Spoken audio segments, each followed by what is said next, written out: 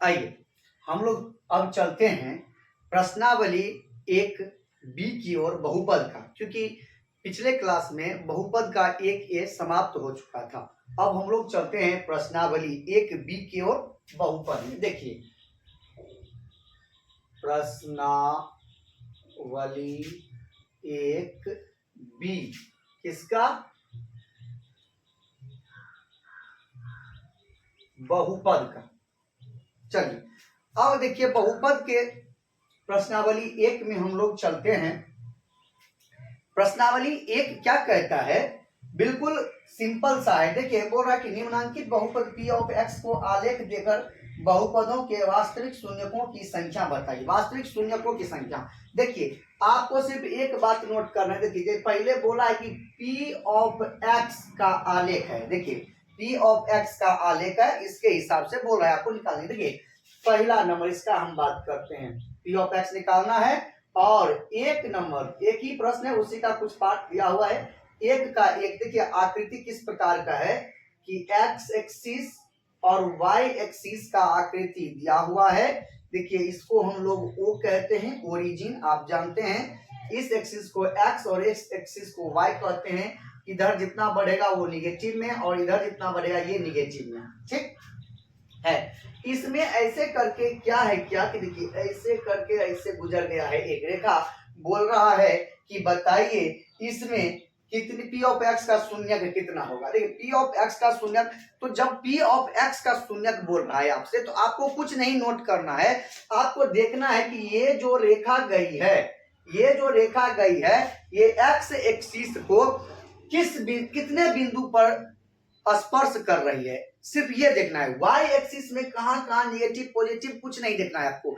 आपको सिर्फ ये देखना है कि x एक्सिस को निगेटिव पॉजिटिव दोनों मिला के, मतलब ऋणात्मक और धनात्मक, इधर प्लस वाला और माइनस वाला दोनों जोड़ के कहां कहां स्पर्श कर रही है, और जितनी जगह स्पर्श करे वो उसका उत्तर हो जाएगा। बताइए इसमें देखिए ये एक जगह स्पर्श कर रही है ना, तो हम इसका लिख देंगे एक, इसका उत्तर हो जाएगा एक। हो गया उत्तर। एक जगह x एक्सिस को स्पर्श किया तो इसका उत्तर एक।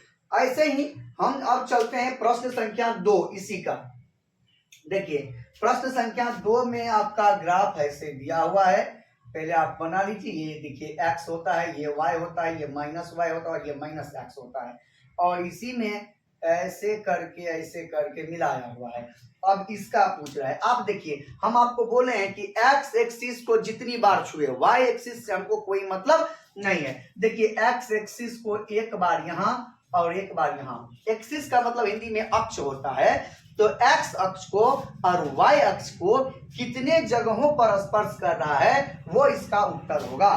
तो देखिए इसमें x को एक बार यहाँ एक बार यहाँ, यानी कि 2 बार छू रहा है, तो इसका 2 उत्तर हो जाएगा। ठीक, अब हम आगे बढ़ते हैं प्रश्न संख्या 3 इसी का। प्रश्न संख्या 3, पहले तो आप जानते हैं कि हम दोनों एक्सिस खींचेंगे। देखिए x माइनस एक्स, y और ये माइनस y। अब देखिए इसमें कैसे गुजरा हुआ है रेखा, ऐसे करके गया, फिर ऐसे करके और ऐसे आया है। ठीक है, चलिए अब हम इसको O कहते हैं, यहाँ बताए हैं, यहाँ भी दे सकते हैं O कहते हैं। वो इसलिए कहते हैं O मतलब ओरिजिन। ओरिजिन का अर्थ होता है उत्पत्ति, जहां से कोई चीज शुरू हुआ हो उसको हम लोग ओरिजिन बिंदु कहते हैं। तो ये यहाँ से शुरू हुआ है, ये यहाँ से और ये यहाँ से शुरू हुआ है, गिनती हम यहीं से करते हैं, इसीलिए हम इसको कहते हैं ओरिजिन। अब इसमें बताइए कि ये एक्स एक्सिस को कितने जगहों पर स्पर्श कर रहा है। देखिए एक यहाँ पर स्पर्श किया, एक यहाँ पर स्पर्श किया और एक यहाँ पर स्पर्श किया, तो 3 जगह स्पर्श किया, इसका उत्तर 3। ओरिजिन पर स्पर्श किया, देखिए अगर यही सवाल अगर P ऑफ x या P ऑफ y होता तब भी इसको हम गिनते, क्योंकि ओरिजिन पर x और y दोनों की हिस्सेदारी होती है, क्योंकि दोनों लाइन ओरिजिन से ही शुरू होती है। चलिए ये हो गया। अब हम लोग चलते हैं प्रश्न संख्या 4 की ओर इसी का।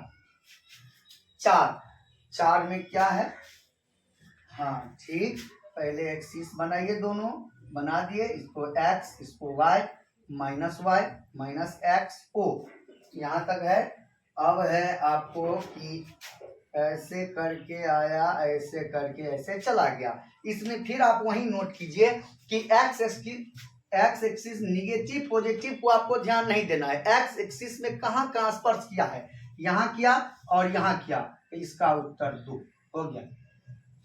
चलिए ये 4 प्रश्न हो गया है और कुल इसमें 8 प्रश्न है। मैं इस चारों को पहले साफ करता हूं, उसके बाद हम आगे का बनाएंगे इसमें।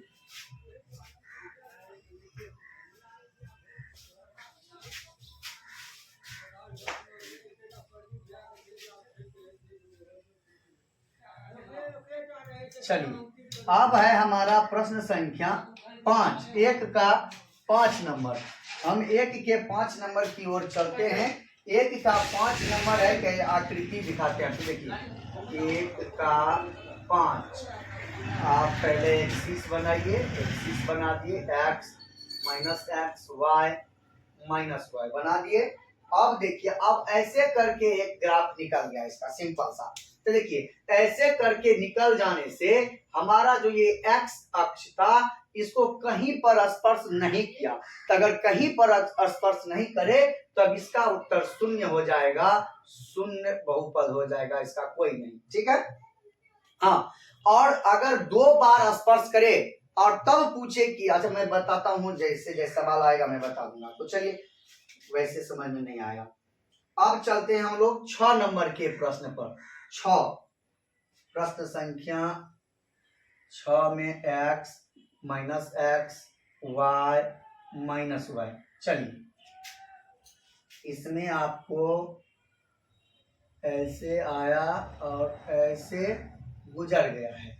देखिए यहाँ पर हम O मानते हैं, इसमें भी नहीं दिए थे तो दे देते हैं O। अब बताइए ये x एक्सिस को कहाँ छुआ, क्या कितने पॉइंट पर स्पर्श कर रहा है? तो सिर्फ एक पॉइंट पर, ओरिजिन पर। तो हम लिख देंगे एक घात के बहुपद को क्या कहते हैं? रैखिक बहुपद। तो देखिए यही मैं बताना चाह रहा था आपको। यहाँ पर जब 0 कहीं पर x एक्सिस को नहीं छुआ और हमसे p ऑफ x पूछ रहा था तब इसको हम शून्य बहुपद कहेंगे, क्योंकि x के बारे में पूछा है और x को कहीं पर स्पर्श नहीं कर रहा है। ठीक, और इसमें देखिए x को एक बिंदु पर स्पर्श किया तो 1 इसका उत्तर है। और पूछेगा कि ये बहुपद कैसा है तो हम इसके बारे में लिखेंगे कि ये रैखिक बहुपद है। अगर पूछे तो, लेकिन हमसे पूछ नहीं रहा है इसलिए हम नहीं दिए हैं। अगर पूछे कि ये कैसा बहुपद है तो हम बोलेंगे कि रैखिक बहुपद है। और आगे चलते हैं, ये 6 नंबर तक हो गया। 7 नंबर पहले एक्सिस बना दीजिए, x माइनस एक्स वाई और माइनस वाई।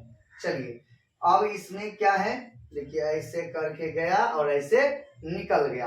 अब देखिए इसमें फिर x को कितने बिंदु पर स्पर्श किया है? आपको बोले हैं कि आप ऋणात्मक धनात्मक पर नहीं ध्यान देना है।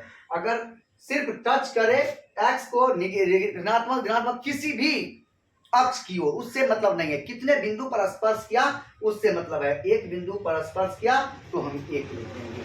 और हम आगे बढ़ते हैं और इसका आखिरी प्रश्न एक बचा हुआ है, 8 नंबर। 8 चलिए x minus x y minus y कैसे है? यहां से गया ऐसे,